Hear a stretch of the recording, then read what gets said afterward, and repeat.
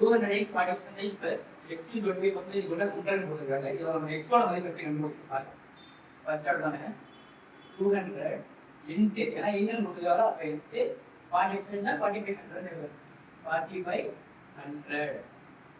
plus x 25% அப்ப x into 25/100 equal to எத்தனை 100 அதோட வேல்யூ நமக்கு இந்த x கண்டுபிடிக்கணும். இத நம்ம 0 20 into 4 80 80 plus 425 425 100 அப்ப x by 4 700 வந்துச்சா 80 plus 80 இருக்குதா minus 80 ஆமா x by 4 equal to 100 minus 80